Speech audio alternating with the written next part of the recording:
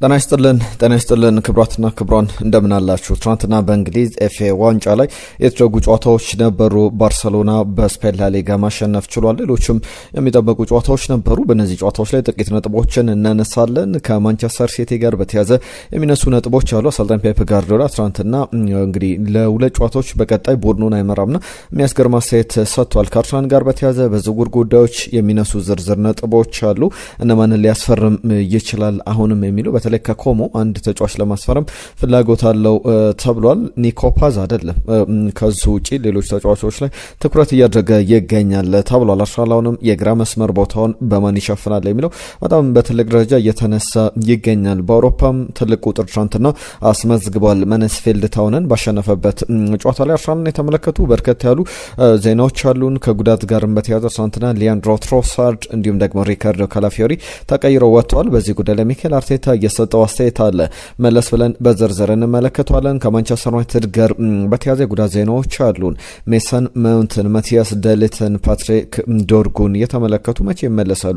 ሊሳንድሮ ማርቲኔዝን የተመለከተ ጉዳይ የነገርናችሁ እንቆያለን። ከዝውውር ዜናዎች ጋርም በተያያዘ የኬፕረን ትራም ጉዳይ ከማንቸስተር ዩናይትድ ጋር እየተያዘ ይገኛል። አንድሬ ኦናና እንዲሁም ደግሞ ብሩኖ ፈርናንዴዝ ከፓሪስ ሳን ዠርመን አሁን በፓሪስ ሳን ዠርመን የሚገኝ አንድ ተጫዋችን ለማስፈረም ጥረት ሲያደርግ ነበረ ሲያሳምነው ነበረ ብሏል። ቪቺኒያ ሌላኛው የፖርቹጋል ብሔራዊ ቡድን የቡድን አገሩ ነውና እነዚህ ሌላኛውን ፖርቹጋላዊ ተጫዋች ጆ ኔቬሽን ነው ለማስፈረም ጥረት ሲያደርግ የነበረው። እንዴት ነው ሂደቱ ንግግራቸው የሚለውን ሚስጥር አውጥቷል ማለት ይቻላል።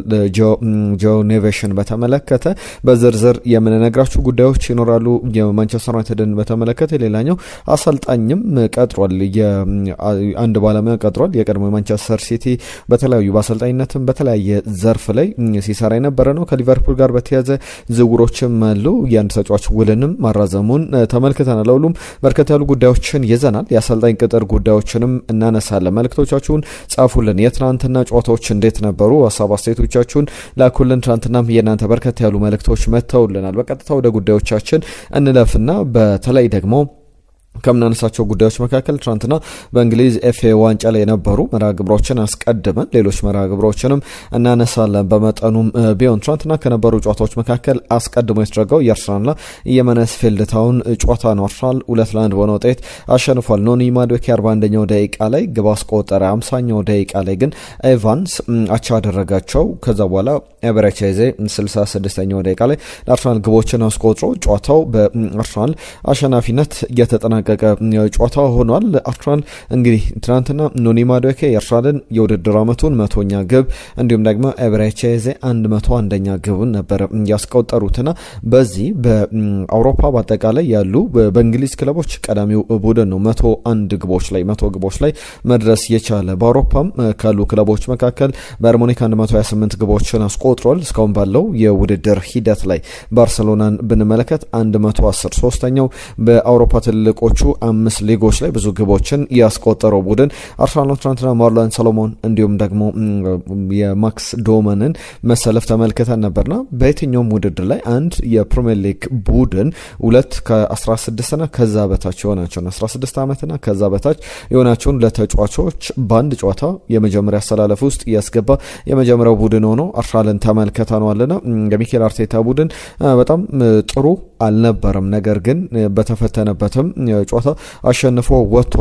ትናንትና ለምሳሌ ከቡድኑ ጋር በተያዘ በጣም ጠንካራ ነበረ። በፈርስት ሃፍ ብቻ 11 ሾቶችን አድርገው ነበር ማንስፊልድ ታውኖች። የሆነ አይነት የጨዋታውን ሞመንት በጣም ተቆጣጥሮት ነበረ። ነገር ግን በተለይ አቻ ዊል ኤቫንስ ግብ ሲያስቆጥር አቻ ሲሆኑም የበለጠ ለአርሰናል ችግር ያለ ይመስል ነበር። በመጨረሻም ግን አርሰናል አሸንፏል። ትናንትና የጨዋታው ኮከብ ተብሎ የተመረጠው ራይስ ኦቴስ ነውና የዚህ የማንስፊልድ ታውን ተጫዋች አንድ ሀሳብ ሲሰጥ ነበር ከጨዋታው መጠናቀቅ በኋላ። ሕፃን እያለው ጀምሮ ህልሜ ለአርሰናል መጫወት ወይም ደግሞ ከአርሰናል አጌነስት መጫወት ነው። ዛሬ አንዱን አሳክቻለሁ ወይም ከአርሰናል በተቃራኒ መጫወት ነበር፣ ዛሬ አንዱን አሳክቻለሁ የሚል በጣም አስገራሚ አስተያየት ሰጥቷል። አሰልጣኝ ሚኬል አርቴታም ከጉዳቶች ጋር በተያያዘ እንዲሁም ስለ ጨዋታውም አንዳንድ ነጥቦችን አንስቷል። በተለይ ደግሞ አርሰናል ብዙ ግቦችን እያስቆጠረ ይገኛል ብዬ ሳነሳ ነበርና አሁን 100 ግቦች ላይ አርሰናል በውድድር ዓመቱ ከዛ ማለፉን በተመለከተ ተጠይቆ ነበረ።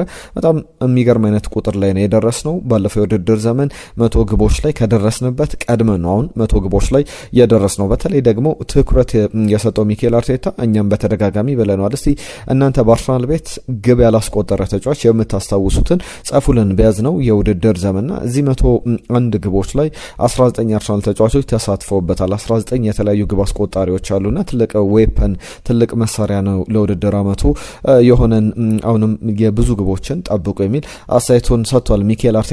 በእርግጥም ትልቅ መሳሪያ ነው የአርሰናል የተለያዩ ተጫዋቾች በቅርብ ጨዋታዎች ላይ ለምሳሌ ቸልሲ ላይ ዊሊያም ሳሊባ እንዲሁም ደግሞ ጁሪን ቲምበር ነበረ ግብ ያስቆጠሩት። ዊሊያም ሳሊባ ይመስለኛል በያዝነው የውድድር ዘመን የመጀመሪያ ግቡ ነው። ሌሎችም ተጫዋቾች ሪካርዶ ካላፊዮሪ ለምሳሌ ግብ አስቆጥሯል። ማርቲን ዙሜንዲ፣ ዴክላን ራይስ፣ ኤበሬቺ ኤዜ፣ ማርቲን ኦዴጋርድ፣ ቡካዮ ሳካ ሌሎቹ ከፊት ያሉት በደንብ የሚጠበቅ ነው። ከቨርስ ሁሉም ተጫዋቾች ማለት ይቻላል ግብ እያስቆጠሩ ቀጥለዋል ነው። በጣም ጥቂት ተጫዋቾችን ብቻ ነው ግብ ያላስቆጠሩ የምንጠራው። ወደ በኋላ ላይ ከዝውውር ዜናዎች ጋር በተያያዘ የምናነሳቸው ጉዳዮች አሉ።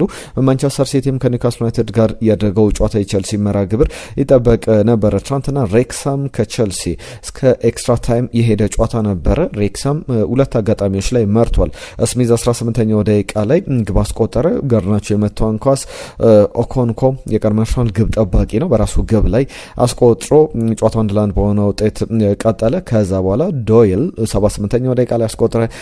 ጆሽ አቾምፖንግ 82ኛው ደቂቃ ላይ ለቸልሲ አስቆጠረ። ከዛ በኋላ ግን በ96ኛው ደቂቃ ላይ ጋርናቾ እንዲሁም ፔድሮ ደግሞ 120ኛው ደቂቃ ላይ ግቦቹን አስቆጥሮ ጨዋታው 3-3 ተጠናቋል። በእርግጥ ሬክሳሞች ግብ አስቆጥሮ ነበር፣ በቫር ተሽሮባቸዋል 93ኛው ደቂቃ ላይ። በተለይ ጨዋታውን ያቻ ውጤት የሚቀጥልበትን እድል ነበረ። በዛ መንገድ እንግዲህ ጨዋታው ግን አልተጠናቀቀም። ሬክሳሞች ከውድድሩ ውጭ ሆኗል። ነገር ግን ጠንካራ ተፎካካሪ ነበር። አሌሃንድሮ ጋርናቾ ከጨዋታው መጠናቀቅ በኋላ አንድ አስተያየት ሲሰጥ ነበረ። በጣም ከባድ ጨዋታ ነበረ። በውድድር አመቱ ካደረግናቸው አንዳንድ ከባድ ጨዋታዎች መካከል የሚጠቀስ ነው ብለው ሬክሳሞች በጣም በፉል ኤነርጂ በፉል ቻርጅ ነበር የመጡት ብለው መናገር ይቻላል። ጥሩ ፉክክር የተደረገበት ጨዋታ እንደነበረ አስተውለናል። ለሁሉም እንደዛ የሚጠቀስ ጨዋታ ነው። ከዛ ውጭ ግን የጆ ፔድሮን ጉዳይ በተመለከተ ባለፉት 5 ጨዋታዎች ለቼልሲ 6 ግቦችን አስቆጥሯል። አንድ ለግብ የሆነ ኳስ አቀብሏልና አሰልጣኝ ሊያም ሮዜነር አንድ አስደናቂ አስተያየት ሰጥቷል። ስለዚህ ስለ ጆ ፔድሮን በተመለከተ ወርልድ ክላስ አድናቆት እያሉት ይገኛሉ።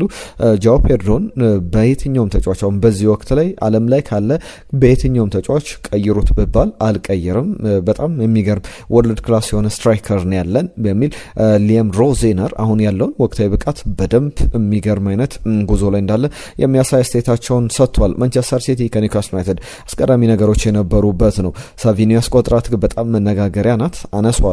አሽሊ ባርነስ ቀዳሚ ያደረጋቸው ኒውካስል ዩናይትዶችን በጣም ቆንጆ ግብ ነበር ያስቆጠረው 18ኛው ደቂቃ ላይ። ነገር ግን 39ኛው ደቂቃ ላይ አሽሊ ባርነስ፣ ኦመር መርሙሽ ደግሞ 47ና 65ኛው ደቂቃ ላይ ባስቆጠራቸው ግቦች ሰከንድ ሃፍ ላይ ማንቸስተር ሲቲ 3-1 በሆነ ውጤት አሸንፏል። ከግብ አስቆጣሪዎቹ ጋር በተያያዘ 2 ነጥቦች ይነሳል። ኦመር ማርሙሽን በተመለከተ ብቻ አንድ ጉዳይ ላንሳ። ኦመር ማርሙሽ በማንቸስተር ሲቲ ከኤንትራክት ፍራንክፎርት ባለፈው ክረምት ባለፈው የጥር የዝውውር መስኮት ወይም ከአንድ ዓመት በፊት ነበረ እየመጣውና እስካሁን ለማንቸስተር ሲቲ ያስቆጠራቸው ግቦች 14 ናቸው። ከነዚህ 14 ግቦች መካከል ኒውካስል ዩናይትድ ላይ ነው ግማሹ የተቆጠሩት ወይም 50% ግቦቹ ኒውካስል ዩናይትድ ላይ ያስቆጠሩና በጣም የሚያስገርም አይነት ቁጥር ነው። ምክንያቱም ሌሎች ቡድኖች ላይ ብዙ ግብ እያስቆጠረ እንዳልሆነ የሚያሳይ ነው። ከኒውካስል ዩናይትድ ጋር በጣም ፌቨራይት የሚባል እንግዲህ በአንድ ዓመት ጊዜ ውስጥ በእርግጥ ደግሞ ደጋግሞ ሁለቱ ቡድኖች መገናኘታቸውም ለዚህ አስተዋጽኦ አድርጎለታል። በያዝነው የውድድር ዘመንም ባለፈው የውድድር ዘመንም ጭምር ማለት ነው። በፕሪሚየር ሊግ ለምሳሌ 3 ግቦችን አስቆጥሯል። ኢኤፍኤል ካፕ ላይ 2 ግቦችን በካራባኦ ካፕ ማለት ነው።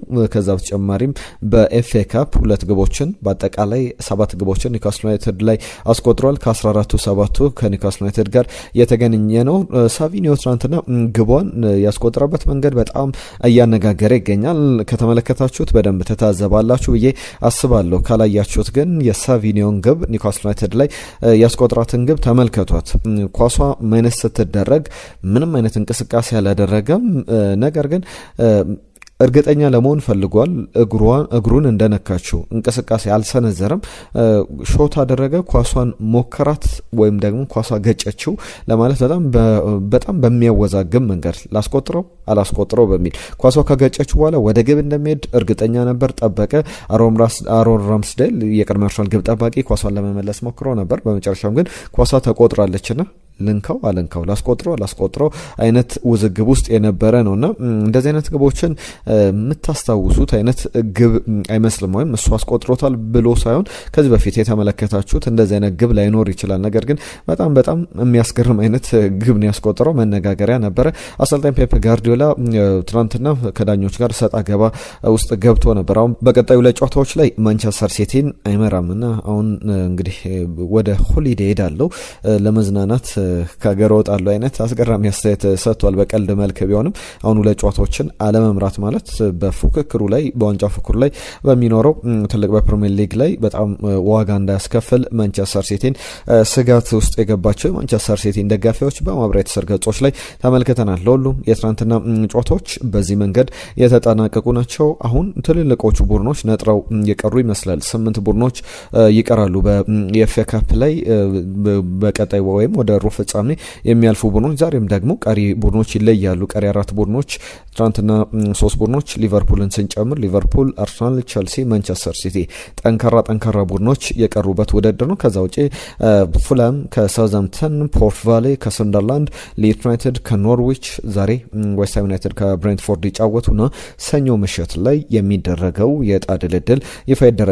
ማን ከማን ጋር ይገናኛል? እስቲ እናንተ ግምቶቻችሁ ላኩልን። አርሰናል፣ ማንቸስተር ሲቲ፣ ቸልሲ፣ ሊቨርፑል ከማን ጋር እንዲገናኙ ትፈልጋላችሁ? በቀጣይ ዙር ላይ ሀሳብ አስተያየቶቻችሁ ላኩልን። ትናንትና የነበሩ ጨዋታዎች አሉ በተለያዩ ሊጎች ላይ። በተለይ ደግሞ በስፔን ላሊጋ ትኩረት የሳበ ጨዋታ ነበረ። በስፔን ላሊጋ ላይ የባርሰሎናና የቤልባኦ ጨዋታ ላሚን ያማል ባስቆጠራት ብቸኛ ግብ 1-0 በሆነ ውጤት ባርሰሎና አሸንፏል።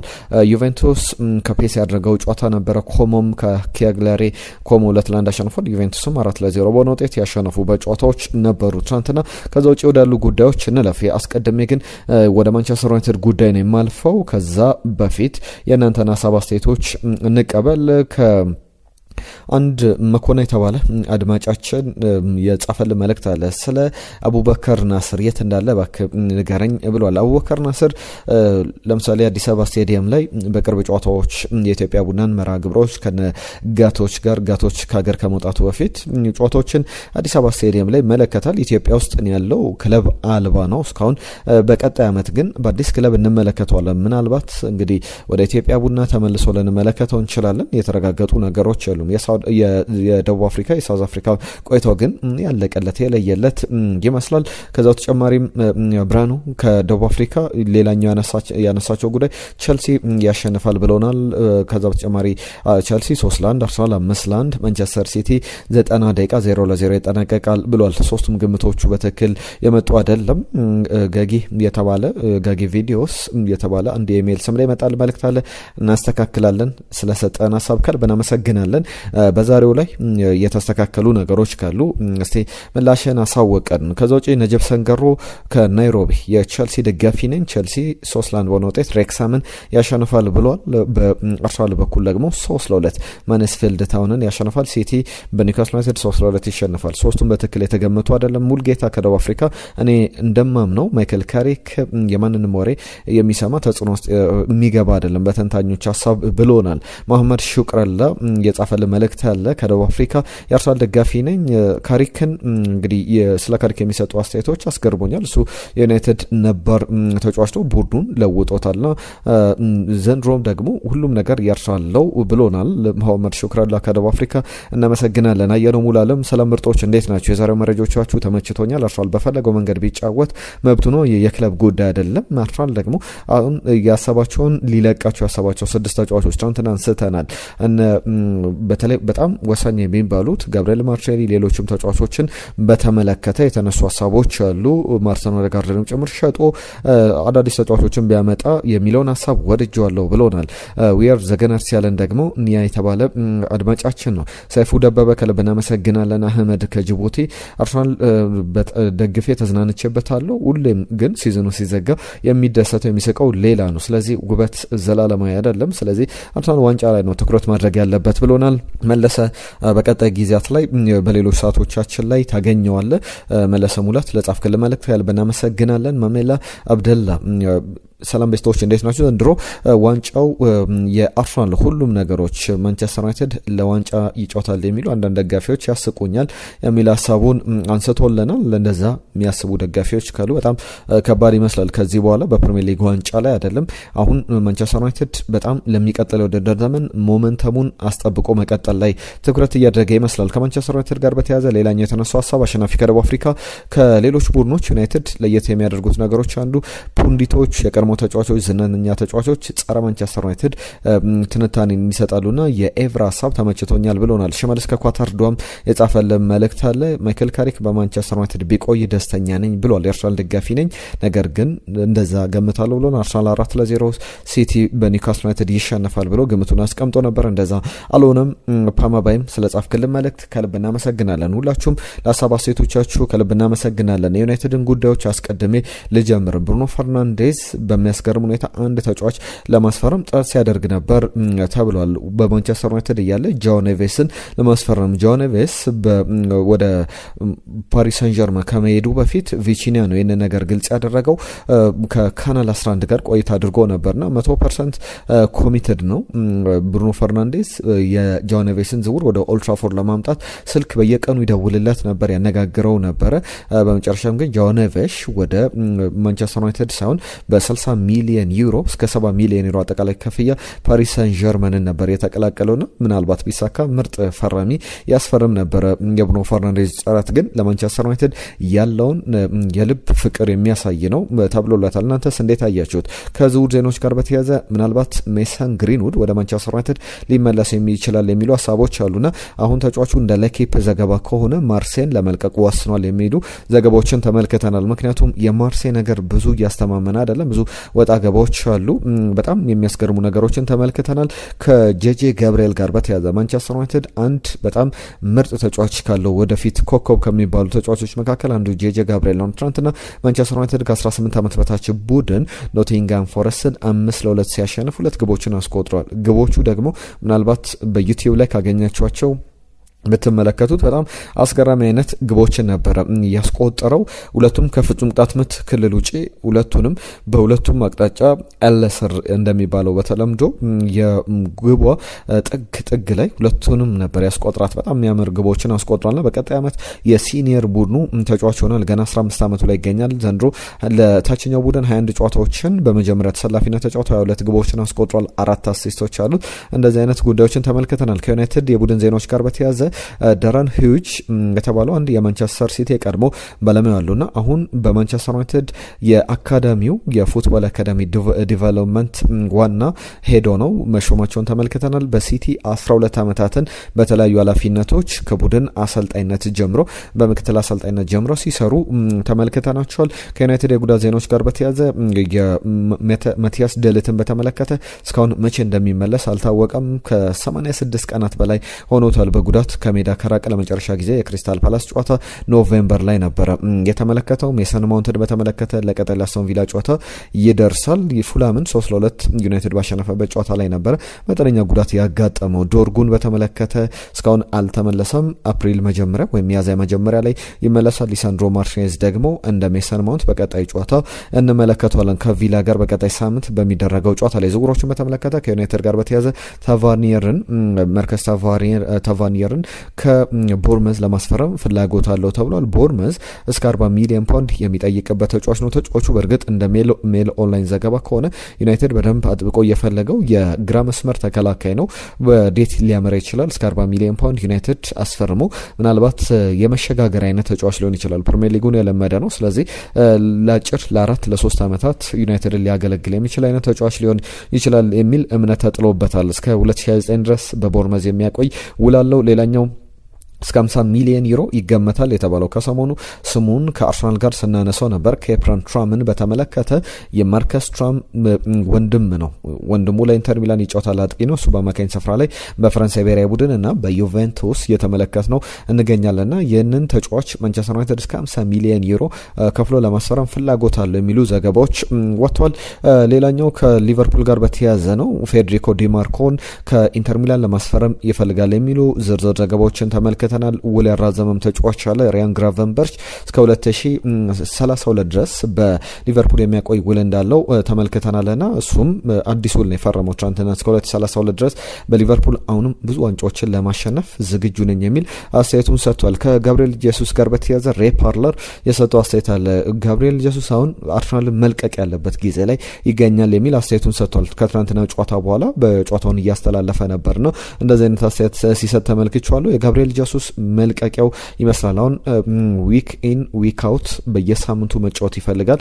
እንደዚህ አይነት እድሎች ደግሞ ላይኖሩት ይችላሉ። በሌሎች በዚህ በአርሰናል ከቆየ በሌሎች ክለቦች ግን ለምሳሌ በኤሲ ሚላን ቢሄድ ወደ ሌሎች ክለቦች ቢዘዋወር እድሎችን የሚያገኝበት እድል አለና ያንን ዝውውር በክረምት ልንመለከት እንችላለን የሚሉ ስሞችንም የተመለከት እንገኛለን። ከአርሰናል ጋር በተያያዘ የኮሞን የግራ ዊንገር የአጥቂ ጄሱስ ሮድሪጌዝን ለማስፈረም ፍላጎት አለው። ባለፈው የውድድር ዘመን ነበር ለኮሞ በኮፓ ኢጣሊያ ላይ ለመጀመሪያ ጊዜ የተጫወተው። ከዛ በኋላ ግን ብዙ ቆይታን እያደረገ ይገኛልና ኮሞ ተጫዋቹን የመሸጥ ፍላጎት ያለው አይመስልም። የሪያል ቤቲስ አካዳሚ ውጤት ነው።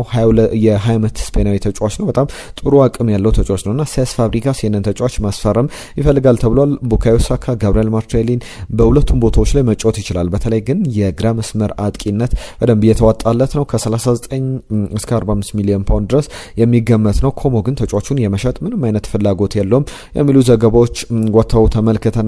እንደዚህ አይነት ጉዳዮችን በዝርዝር የተመለከትንበት ነበረ። ከአርሰናል ጋርም በተያያዘ በርከት ያሉ ሀሳቦችን አነሳን። ክቡራትና ክቡራን ለሰጣችሁን ጊዜ ለነበራችሁ ሀሳባችሁን ስለጻፋችሁልን ሁላችሁንም ከልብ እናመሰግናለን። የዛሬውን ቆይታችን በደንብ እንደወደዳችሁ ተስፋ እናደርጋለን። ብዙ ጉዳዮችን አነሳን። ለአብሮነታችሁ ለሰጣችሁን ጊዜ ከልብ እናመሰግናለን። የዛሬን እዚህ ላይ አጠናቀቅን። ነገ በአዳዲስ ጉዳዮች እንመለሳለን። አዳዲስ የዝውውር ጉዳዮችን ክለቦቻችሁን እየተመለከቱ አዳዲስ መረጃዎችን ይዘን እንመለሳለን። ጤና ይስጥልን።